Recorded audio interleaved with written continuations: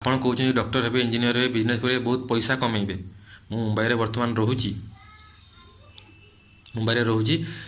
ଏଇଠି କିଛି ଅଙ୍କଲ ଅଛନ୍ତି, ମାନେ ଯେଉଁମାନଙ୍କ ପାଖରେ ମାନେ କୋଟି କୋଟି ହଜାରର ପଇସା।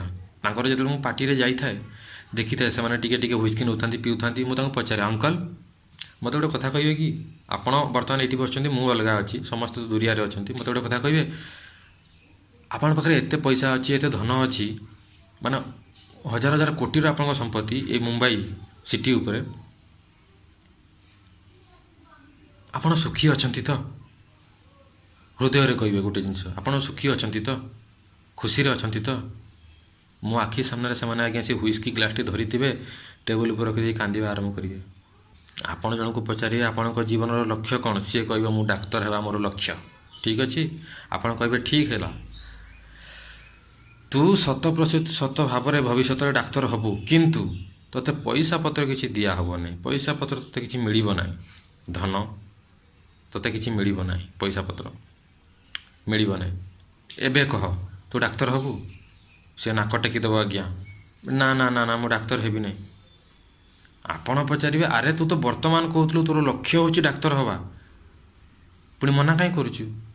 ଗୋଟେ ମିସ୍ଗାଇଡେଡ଼ ମିସାଇଲ୍ ଭଳିଆ। ମିସାଇଲ୍ କେତେ ବି ପାୱାରଫୁଲ୍ ହେଇଥାଉ, ଯଦି ତାର ଗନ୍ତବ୍ୟ ପଥ ସେ ଜାଣିନାହିଁ ଯେ ମୋତେ କେଉଁଠିକି ପହଞ୍ଚିବାର ଅଛି, ତାହେଲେ ସେ ମିସାଇଲ୍ର ଜନ୍ମ ନେବା ହିଁ ଭୁଲ, ନିରର୍ଥକତା ହୋଇଗଲା। ଏ ଭିଡ଼ିଓ ସରିବାର ଶେଷ ବେଳକୁ ଆପଣଙ୍କ ହାତରେ ଆପଣଙ୍କର ଜୀବନର ଲକ୍ଷ୍ୟ କ'ଣ ଆପଣଙ୍କୁ ସଫା ସଫା ଜଳ ଜଳ ଦେଖାଯାଉଥିବ। ଜୟ ଶ୍ରୀକୃଷ୍ଣ, ଜୟ ମହାପ୍ରଭୁ ଶ୍ରୀ ଜଗନ୍ନାଥ ସ୍ୱାମୀ। ଭକ୍ତଗଣ, ସାଙ୍ଗମାନେ, ମାତାଜୀ, ପ୍ରଭୁଜୀ, କେମିତି ଅଛନ୍ତି ଆପଣମାନେ? ମହାପ୍ରଭୁ ଶ୍ରୀ ଜଗନ୍ନାଥଙ୍କର ପାଦ ପଦ୍ମରେ ଏ ଅଧମର ସାଷ୍ଟାଙ୍ଗ ପ୍ରଣିପାତ। ଜଗଦ୍ଗୁରୁଙ୍କର ସେ ଚରଣାର ବିନ୍ଦରେ ସାଷ୍ଟାଙ୍ଗ ପ୍ରଣିପାତ। ମାତାମାନେ, ପ୍ରଭୁଜୀମାନେ, ଭକ୍ତମାନେ, ଯେଉଁମାନେ ପ୍ରାପ୍ତବୟସ୍କ, ଯେଉଁମାନଙ୍କର ମସ୍ତିଷ୍କ ବର୍ତ୍ତମାନ ସାମାନ୍ୟ ସ୍ଥିତିରେ ଅଛି, ସୁସ୍ଥ ମସ୍ତିଷ୍କରେ ଅଛି, ଯେଉଁମାନେ ବୁଝିପାରୁଛନ୍ତି ଜୀବନଟା କ'ଣ ଅଳ୍ପ ବହୁତେ, ଯିଏ ଭକ୍ତ, ଯିଏ ଜଗନ୍ନାଥଙ୍କୁ ଚିହ୍ନିଛି ତତ୍ତ୍ୱରୁ ଅଳ୍ପ ବହୁତେ ହେଉ, ଯିଏ ସାଧନା ଭକ୍ତିରେ ଆସିସାରିଛି, ସେମାନଙ୍କ ପାଇଁ ଏ ଭିଡ଼ିଓ, ସେମାନଙ୍କ ପାଇଁ ଏ ବାଣୀ। ମୁଁ କହୁନି, ମୁଁ ଅଧମ କ'ଣ କହିବି?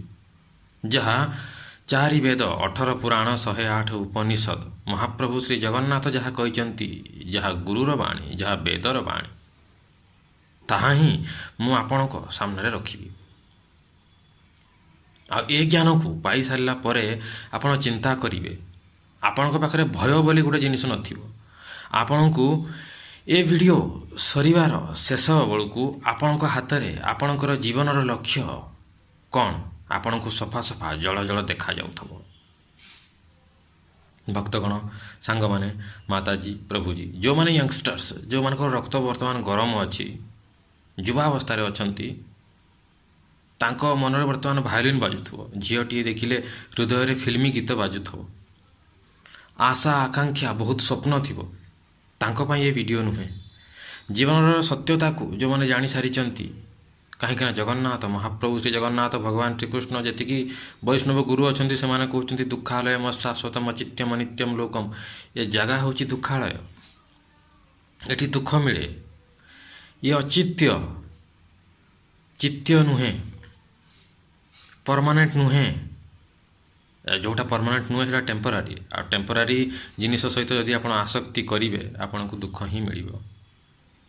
ଆଜି କଥା ହେବା ଜୀବନର ଲକ୍ଷ୍ୟ ବିଷୟରେ, ଜୀବନର ଅସଲି ଲକ୍ଷ୍ୟ ବିଷୟରେ। ଆଉ ଏ ଭିଡ଼ିଓ ସରୁ ସରୁ ଆପଣଙ୍କର ଜୀବନର ଅସଲି ଲକ୍ଷ୍ୟ, ଯେଉଁଟା ଆପଣ ଖୋଜି ବୁଲୁଥିଲେ ଅନନ୍ତ ଜନ୍ମରୁ, କେବଳ ଏ ଜନ୍ମ ନୁହେଁ ଆଜ୍ଞା। ଯଦି ଆପଣ ଭାବୁଛନ୍ତି ଯେ ଇଏ ହେଉଛି ଆପଣଙ୍କର ପ୍ରଥମ ଜନ୍ମ, ତାହେଲେ ଆପଣ କେଉଁଠି ନା କେଉଁଠି ଭୁଲ କରୁଛନ୍ତି।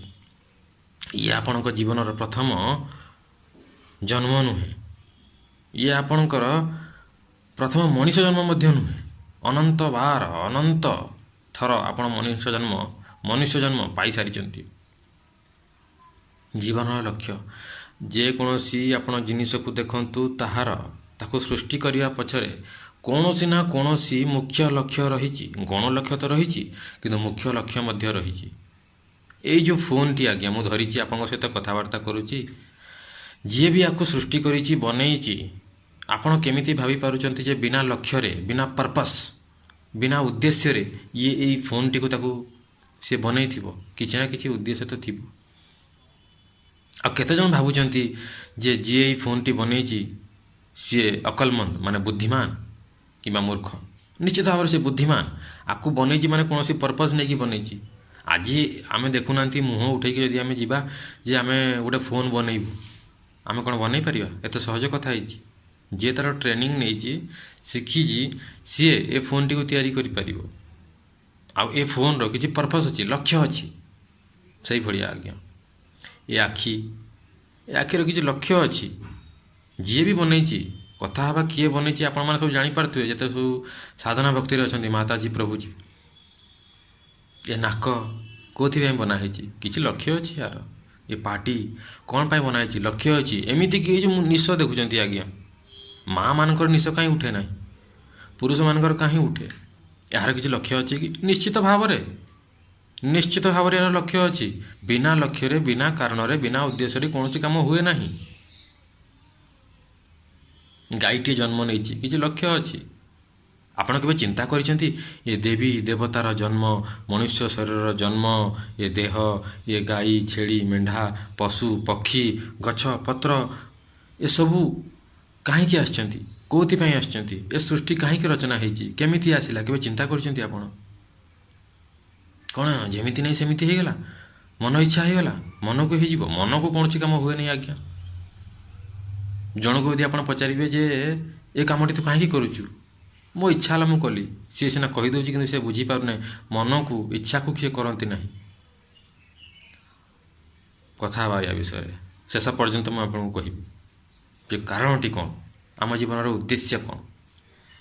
ଆଜି ଆପଣ ଯାଇକି ଜଣକୁ ପଚାରନ୍ତୁ ଆପଣଙ୍କ ଜୀବନର ଉଦ୍ଦେଶ୍ୟ କ'ଣ, ଜୀବନର ଲକ୍ଷ୍ୟ କ'ଣ, ଜୀବନରେ ଆପଣ କ'ଣ କରିବା ପାଇଁ ଚାହୁଁଛନ୍ତି? କିଏ କହିବ ମୁଁ ଡାକ୍ତର ହେବା ପାଇଁ ଚାହୁଁଛି, କିଏ କହିବ ମୁଁ ଇଞ୍ଜିନିୟର ହେବା ପାଇଁ ଚାହୁଁଛି, କିଏ କହିବ ମୁଁ ଆକ୍ଟର ହେବା ପାଇଁ ଚାହୁଁଛି, ଯେମିତି ମୁଁ ଆକ୍ଟର, କିଏ କହିବ ମୁଁ ବିଜନେସ୍ କରିବା ପାଇଁ ଚାହୁଁଛି, ବ୍ୟାପାରୀ ହେବା ପାଇଁ ଚାହୁଁଛି। ଆପଣ ତାକୁ କହିବେ ଆଜ୍ଞା, ଧ୍ୟାନ ସେ ଶୁଣିବେ।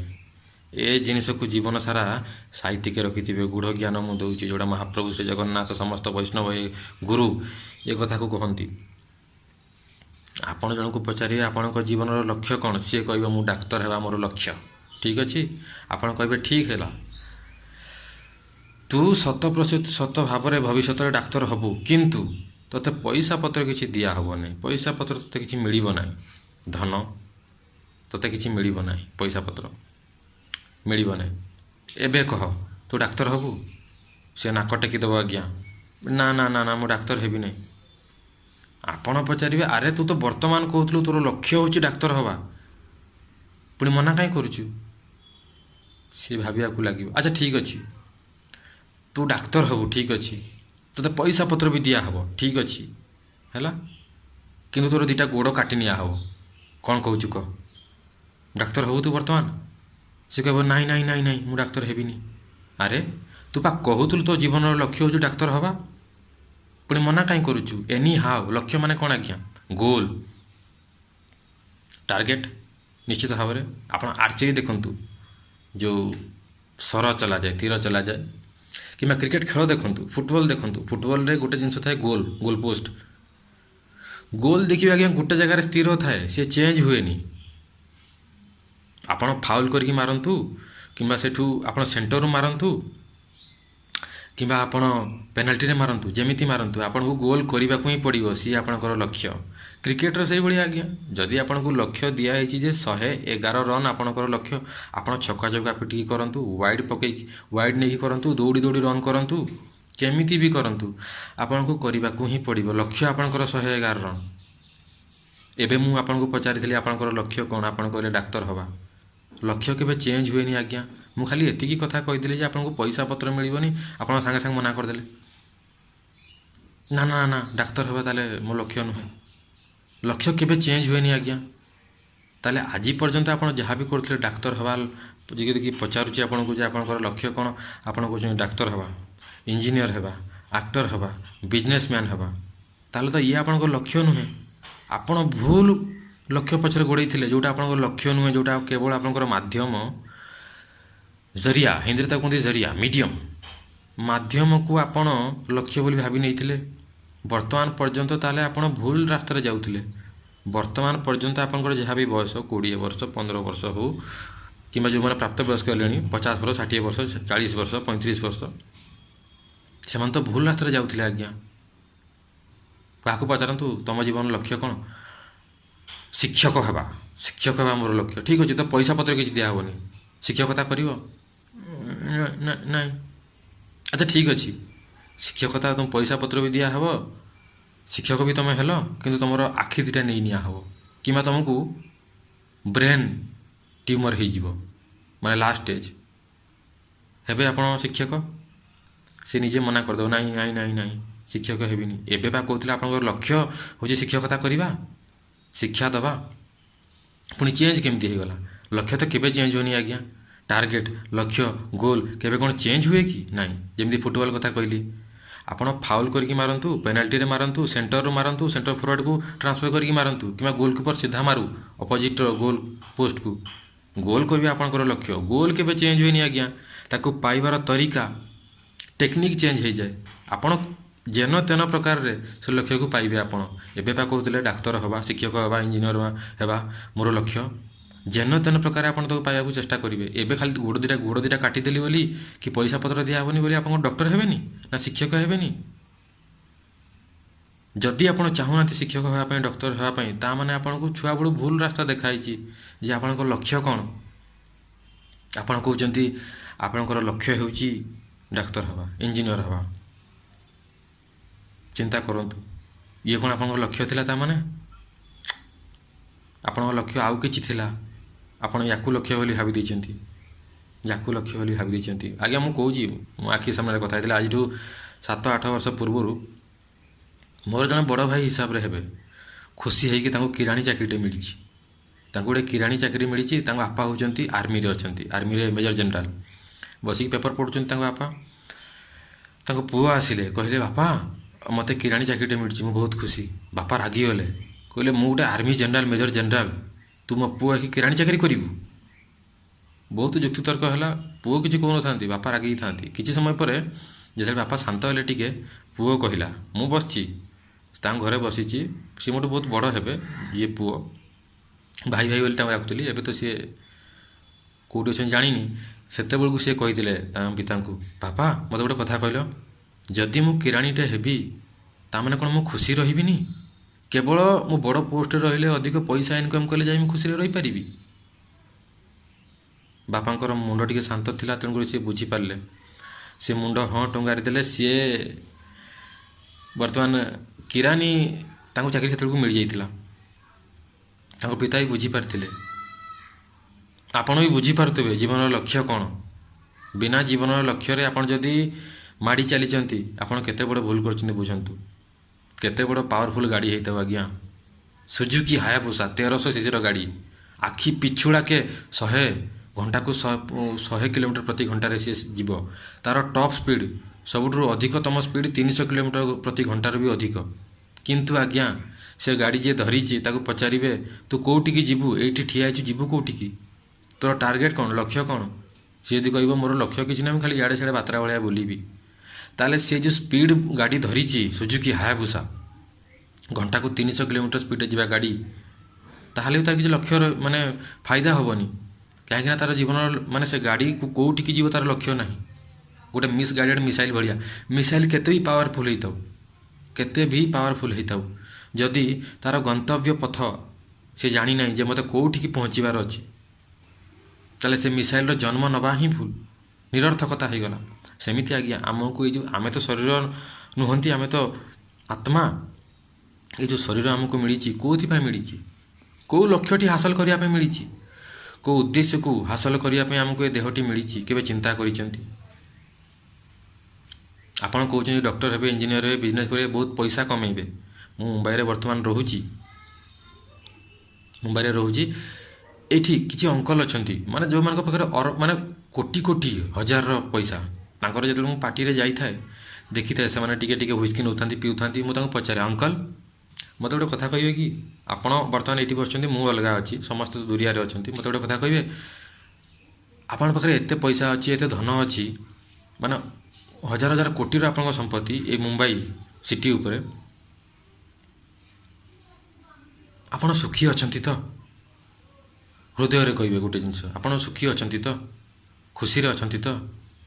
ମୋ ଆଖି ସାମ୍ନାରେ ସେମାନେ ଆଜ୍ଞା ସେ ହୁଇସ୍କି ଗ୍ଲାସ୍ଟି ଧରିଥିବେ, ଟେବୁଲ୍ ଉପରେ ରଖିଦେଇ କାନ୍ଦିବା ଆରମ୍ଭ କରିବେ। ମୋତେ ଚୁପଚାପ କହିବେ, କ'ଣ କହିବି ତୋତେ? ଯିଏ ପାଇଖାନାରେ ଠିକ୍ସେ ବସିପାରୁନି, ତା'ର ଆଣ୍ଠୁ ଦରଜ ହେଉଛି। ଯିଏ ରାତିରେ ଶୋଇବା ପାଇଁ ନିଦ ମେଡ଼ିସିନ୍ ଖାଉଛି, ତାପରେ ତାକୁ 2 ଘଣ୍ଟା 2.5 ଘଣ୍ଟା ନିଦ ଆସୁଛି, ଯାହାକୁ ତା ଘର ଲୋକ ପଚାରୁନାହାନ୍ତି। ମନରେ ଖାଲି ଆବିଳତା, ଉଦ୍ବିଗ୍ନ, ବାରମ୍ବାର ଚିନ୍ତା ଆସୁଛି। ସିଏ କି ଖୁସିରେ ରହିବ? ଇଏ ମୋତେ ନିଜେ କହନ୍ତି ସେମାନେ। ମୁଁ କହନ୍ତି ଚାଲନ୍ତୁ ସମସ୍ତଙ୍କ ସାମ୍ନାରେ କହିବେ ଏ ଜିନିଷ। ସେ କହିବେ ନାଇଁ ନାଇଁ ନାଇଁ ନାଇଁ। ମୁଁ କହିବି କାହିଁକି? ସମସ୍ତଙ୍କ ସାମ୍ନାରେ କହିପାରିବିନି। କ'ଣ କହିବି? ଯେ ଏତେ ମୋର ପୁରା ଜୀବନ ମୁଁ ପଇସା ଇନକମ୍ କରିବାରେ ମାନେ ସାରିଦେଲି, ଏପର୍ଯ୍ୟନ୍ତ ମୋତେ ଖୁସି ମିଳିଲାନି, ଆନନ୍ଦ ମିଳିଲାନି, ସେ ସୁଖ ଟିକକ, ସେ ଶାନ୍ତି ଟିକକ ମିଳିଲାନି। ସମସ୍ତଙ୍କ ସାମ୍ନାରେ କହିକି ମୁଁ ଲଜ୍ଜିତ ହେବା ପାଇଁ ଚାହୁଁନାହିଁ।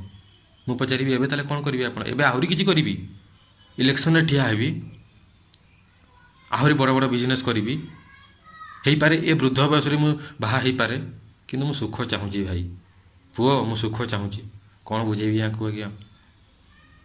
ଆମ ସମସ୍ତଙ୍କର ଜୀବନର ଲକ୍ଷ୍ୟ ହେଉଛି ଆମେ ସୁଖ ଆନନ୍ଦକୁ ପ୍ରାପ୍ତ କରିବା। କୌଣସି ବି କାମ କରନ୍ତୁ ଆପଣ, ମୁଁ ଏଇ ଯେଉଁ ଭିଡ଼ିଓ ବନାଉଛି ସୁଖ ପାଇଁ, ଆପଣ ଯେଉଁ ଭିଡ଼ିଓ ଦେଖୁଛନ୍ତି ବି ସୁଖ ପାଇବା ପାଇଁ। ଯଦି ସୁଖ ନଥିବ ଆପଣ ଭିଡ଼ିଓ ବନ୍ଦ କରିକି ପଳେଇବେ ଏଠୁ।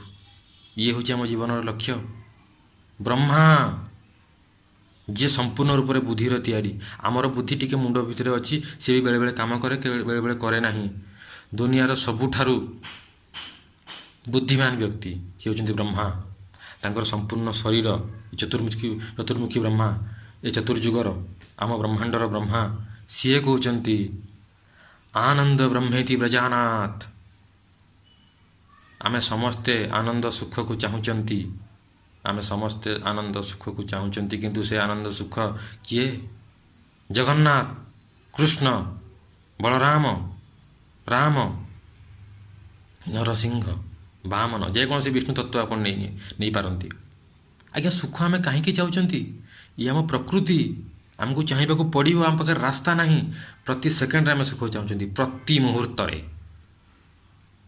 ଯେମିତି ନିଆଁର ପ୍ରକୃତି ଆଜ୍ଞା ଆଲୋକ ଦେବା, ଉତ୍ତାପ ଦେବା, ସେଠୁ ଯେଉଁ ନିଆଁ ଝୁଲଟେ ବି ବାହାରିବ, ତାର ବି ପ୍ରକୃତି ଆଜ୍ଞା, ସେ ଅଳ୍ପ ଦେଉ ଅଧିକ ଦେଉ, କିନ୍ତୁ ଆଲୋକ ଉତ୍ତାପ ସେ ଦେବ, ତା ଧର୍ମ ସେଇଆ ବା, ତା ପ୍ରକୃତି ସେଇଆ।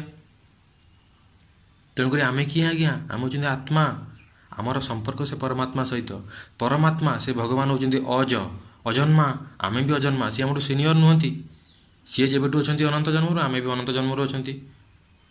ତାଙ୍କ ଭିତରେ ଆନନ୍ଦ ନାହିଁ, ସେ ନିଜେ ଆନନ୍ଦମୟ ସମ୍ପୂର୍ଣ୍ଣ ରୂପରେ। ଯେମିତି ଗୋଟେ ପିମ୍ପମ୍ ବଲ୍ ଆଜ୍ଞା, ପିମ୍ପମ୍ ବଲ୍ ଦେଖିବେ ସମ୍ପୂର୍ଣ୍ଣ ନିଦା। ସେ କେଉଁଥିରେ ତିଆରି ହେଇଛି? ସିଏ ତିଆରି ହେଇଛି ସମ୍ପୂର୍ଣ୍ଣ ରବରରେ।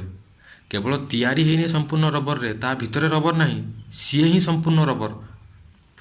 ସେଇଭଳିଆ ଭଗବାନ ଶ୍ରୀକୃଷ୍ଣ, ମହାପ୍ରଭୁ ଶ୍ରୀ ଜଗନ୍ନାଥ, ମହାପ୍ରଭୁ ଶ୍ରୀ ରାମ, ମହାପ୍ରଭୁ ଶ୍ରୀ ନୃସିଂହନାଥ, ବରାହ ରୂପ ହଉ, ମତ୍ସ୍ୟ ରୂପ ହଉ, ସମ୍ପୂର୍ଣ୍ଣ ରୂପରେ ସେ ଆନନ୍ଦ, ଦିବ୍ୟ ଆନନ୍ଦ। ଆନନ୍ଦର ସଂଜ୍ଞା ଆଜ୍ଞା ଆମେ ଜାଣିପାରିବାନି, କେବଳ କହିବା ପାଇଁ, ବୁଝାଇବା ପାଇଁ ଆପଣଙ୍କୁ କହୁଛି। ଆନନ୍ଦର ଅର୍ଥ ହେଉଛି ସେଇ ଜିନିଷଟା ଯେଉଁଟା ଅନନ୍ତ ମାତ୍ରାରେ ଥାଏ ଆଉ ଅନନ୍ତ କାଳକୁ ଥାଏ। ଏମିତି କିଛି ଜିନିଷ ଆପଣ ଦେଖିଛନ୍ତି ଏ ଦୁନିଆରେ ଯେଉଁଟା ଅନନ୍ତ ମାତ୍ରାରେ ଥିବ ଆଉ ଅନନ୍ତ ସମୟ ପାଇଁ ଥିବ? ନାହିଁ। କାହିଁକି ନା ଇଏ ବୈକୁଣ୍ଠ ନୁହେଁ, ଇଏ କୁଣ୍ଠା ଜଗତ। ବୈକୁଣ୍ଠ ଜଗତରେ ହିଁ ସେ ଜିନିଷ ଅଛି, ସେ ଆନନ୍ଦ ଅଛି। ଯେହେତୁ ମହାପ୍ରଭୁ ଶ୍ରୀ ଜଗନ୍ନାଥ, ଭଗବାନ ଶ୍ରୀକୃଷ୍ଣ, ମହାପ୍ରଭୁ ଶ୍ରୀ ରାମ, ମହାପ୍ରଭୁ ଶ୍ରୀ ନୃସିଂହନାଥଙ୍କର ଆମେ ଅଂଶ, ଆମେ ଆତ୍ମା, ସିଏ ଆନନ୍ଦମୟ। ତେଣୁକରି ଆମେ ଆନନ୍ଦ ହିଁ ଚାହିଁବା ବାଧ୍ୟ। କିନ୍ତୁ ଏ ମନ ଆମକୁ ଭ୍ରମିତ କରିଛି, ମାୟାଦେବୀ ଆମକୁ ଭ୍ରମିତ କରିଛନ୍ତି ଯେ କାହାକୁ ବାହା ହେଇଯା, ଛୁଆଟିଏ ଜନ୍ମ କରିଦେବୁ, ସିଏ ତ ସୁଖ ଦେବ, ମାତା ପିତା ତ ସୁଖ ଦେବେ, ବଡ଼ ବିଜନେସ୍ କରିଦେବୁ, ପଇସା ଆସିଯିବ ତ ସୁଖ ହେଇପାରେ, ତ ସୁଖ ମିଳିବ। କିଛି ଖାଇଦେବୁ ଭଲ ଜିନିଷ, ମିଠା ରସଗୋଲା, ସୁଖ ଲାଗିବ। ଭଲ କପଡ଼ା ପିନ୍ଧିଦେବୁ, ହଁ, ଭଲ ସାବୁନ ପାଣିରେ ଯାଇକି, ଶ୍ୟାମ୍ପୁରେ ଯାଇକି ଗାଧୋଇ ହେଇଯିବୁ, ତ ସୁଖ ମିଳିବ। ଆଜି ପର୍ଯ୍ୟନ୍ତ ମିଳିଲା ଆଜ୍ଞା? ମିଳିବ ନାହିଁ। ମାୟା ଭ୍ରମିତ କରିବ। ମହାପ୍ରଭୁ ଶ୍ରୀ ଜଗନ୍ନାଥ କହୁଛନ୍ତି ମମ ମାୟା ଦୁରତ୍ୟତେ, ମୋ ମାୟା, ଇଏ ମାୟା ହେଉଛି ମୋର ଦେବୀ, ମୋର ଆଦେଶରେ ଇଏ କାମ କରେ, କିନ୍ତୁ ୟାକୁ ପାର କରିବା ଭାରି କଷ୍ଟକର। ଯିଏ ମୋ ଶରଣକୁ ଆସେ ମାୟା ତାକୁ ଛାଡ଼େ, ନହେଲେ ମାୟା ଛାଡ଼ିବନି। ଆମକୁ ଜଗନ୍ନାଥଙ୍କ ଶରଣକୁ ଯିବା ପାଇଁ ପଡ଼ିବ। ଆମ ଜୀବନର ଲକ୍ଷ୍ୟ ବୁଝିବା ପାଇଁ ପଡ଼ିବ। ଆମ ଜୀବନର ଲକ୍ଷ୍ୟ ହେଉଛି ମାତ୍ର ଏତିକି ଯେ ଆମେ ସୁଖକୁ, ଆନନ୍ଦକୁ, ସେ ଆନନ୍ଦକୁ ପାଇବା ପାଇଁ ଚାହୁଁଛନ୍ତି। ତାକୁ ଆମେ ବର୍ତ୍ତମାନ ଫିଲ୍ ବି କରିପାରୁନାହାନ୍ତି।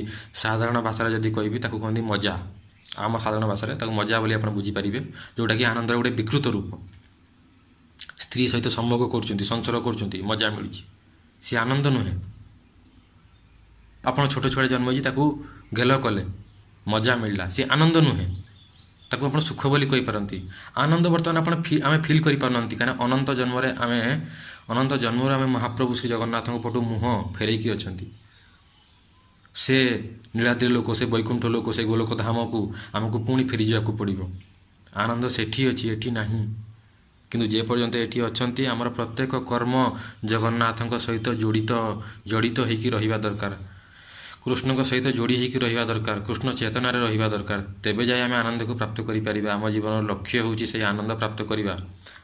ଆପଣ ଦେଖୁନାହାନ୍ତି, ଛୋଟରୁ ଛୋଟ ଗରିବ ଲୋକଟେ ଥିବ, କୃଷକଟେ ଥିବ, କିନ୍ତୁ ସିଏ ବି ଆନନ୍ଦରେ ଥିବ। ତାକୁ ପଇସା ପତ୍ର ଦରକାର ନାହିଁ। ଯଦି ଆପଣ ଭାବୁଛନ୍ତି ଯେ ପଇସା ପତ୍ର ହିଁ ଆନନ୍ଦର କାରଣ, ଆପଣ ବହୁତ ଭୁଲ ରାସ୍ତାରେ ଯାଉଛନ୍ତି। ଏବେ ଆପଣଙ୍କୁ ସେ ଉଦାହରଣ ଦେଲି। ଯଦି ଆପଣଙ୍କ କିଏ ଧନୀ ଲୋକ ଥିବ, ଆପଣ ଯାଇକି ଚୁପଚାପ ତାଙ୍କ ଘରେ ଦେଖିବେ କେତେ କଳି ଝଗଡ଼ା ହେଉଥିବ। ତାଙ୍କ ଘରେ କେତେ ମାନସିକ ରୋଗୀ ଥିବେ।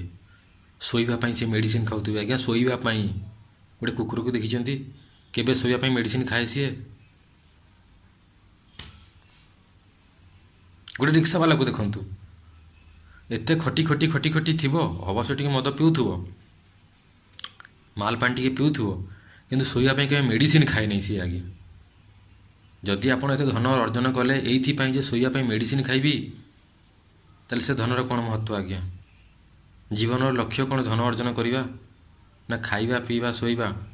ଆହାର ନିଦ୍ରା ଭୟ ମୈଥୁନ ଅନନ୍ୟ ଏତ ପଶୁ ବିନରାଣ, ଶାସ୍ତ୍ର କହୁଛି, ବେଦ କହୁଛି। ଯଦି ଖାଇବା, ପିଇବା, ଛୁଆ ଜନ୍ମ କରିବା ଆଉ ଘର ବନେଇବା ପାଇଁ ଯଦି ଆପଣ ସମ୍ପୂର୍ଣ୍ଣ ଶରୀରକୁ, ଜୀବନକୁ 60, 70, 80 ବର୍ଷର ଜୀବନକୁ ନଷ୍ଟ କରିଦେଲେ, ତାହେଲେ ଆପଣ କ'ଣ କଲେ? ଆଜ୍ଞା, ଖାଇବା ପାଇଁ ବିନା ପରିଶ୍ରମରେ କୁକୁର ଖାଉଛି, ଶୋଇବା ପାଇଁ ଆରାମରେ ଶୋଇପାରୁଛି। ଆଜ୍ଞା, ବେଡ଼୍ କିଛି ଦରକାର ନାହିଁ, କୌଣସି ଘର ଦ୍ୱାର ଦରକାର ନାହିଁ, କୁକୁର ଶୋଉଛି।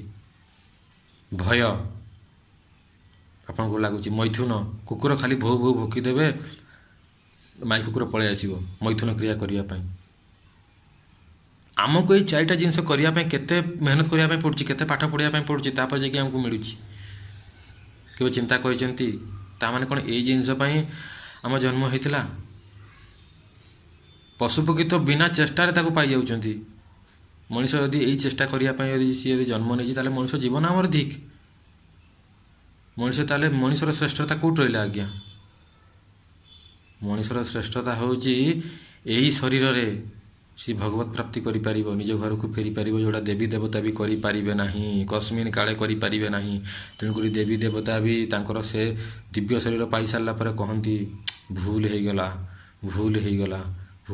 ଆମକୁ ଯଦି ମଣିଷ ଶରୀରଟା ମିଳିଥାନ୍ତା, ଆମେ କର୍ମ କରିକି, ଭକ୍ତି କରିକି, ଆମ ଭାଗ୍ୟକୁ ପରିବର୍ତ୍ତନ କରିକି ଆମେ ଆମର ଗୋଲୋକ ଧାମକୁ ଫେରି ପାରିଥାନ୍ତୁ। କାହିଁକିନା ଦେବୀ ଦେବତା ବି ଭୋଗ ଯୋନି, ସେମାନେ କର୍ମ କରିପାରିବେ ନାହିଁ। କର୍ମ କରିବାର ଅଧିକାର ତାଙ୍କ ପାଖରେ ନାହିଁ। କର୍ମ କରିବାର ଅଧିକାର କେବଳ ଏଇ 84 ଲକ୍ଷ ଯୋନି ଭିତରେ କେବଳ ମଣିଷ ପାଖରେ ଅଛି। ଆନନ୍ଦକୁ ପାଇବାର ଅଧିକାର କେବଳ ମଣିଷ ପାଖରେ ଅଛି, ଆଉ କାହାରି ପାଖରେ ନାହିଁ। ସେଇଥିପାଇଁ ଏ ମଣିଷ ଜନ୍ମ ଭାରି ଦୁର୍ଲଭ। ଆଜ୍ଞା, ଭାରି ଦୁର୍ଲଭ। ଲକ୍ଷ୍ୟ ତ ଆପଣଙ୍କୁ ମିଳିସାରିଥିବ ଯେ ଖୁସି ହେବା। ଖୁସିଟା କେମିତି ପାଇବେ? ଧୀରେ ଧୀରେ ଆ ବିଷୟରେ କଥା ହେବା ଆମେ। ଖୁସିଟା ପାଇବା ଭାରି ସହଜ, କାହିଁକିନା ଖୁସି ଆପଣଙ୍କ ହୃଦୟ ଭିତରେ ଅଛି। ଜଗନ୍ନାଥ ଆପଣଙ୍କ ହୃଦୟ ଭିତରେ ଅଛନ୍ତି, ବାହାରେ ନାହାନ୍ତି। ଆପଣ ବାହାରେ ଖୋଜୁଛନ୍ତି କି ଆପଣଙ୍କୁ ଖୁସି ଦେଇଦେବ। ସିଏ ତ ଆପଣଙ୍କଠୁ ଖୁସି ଚାହୁଁଛି। ଆଜ୍ଞା, ଯାହାଠୁ ଆପଣ ଖୁସି ଚାହୁଁଛନ୍ତି, ସେ ସ୍ତ୍ରୀ ହେଉ, ପିଲା ହେଉ, ମାତା ପିତା ହେଉ, ସାଙ୍ଗସାଥି ହେଉ, ସିଏ ଆପଣଙ୍କଠୁ ଚାହୁଁଛନ୍ତି। ସିଏ ଆପଣଙ୍କୁ କ'ଣ ଦେବେ? ଆଜ୍ଞା, ଯାହା ପାଖରେ ଅଛି ତାକୁ ମାଗନ୍ତୁ। ଜୟ ଶ୍ରୀକୃଷ୍ଣ, ଜୟ ମହାପ୍ରଭୁ ଶ୍ରୀ ଜଗନ୍ନାଥ ସ୍ୱାମୀ।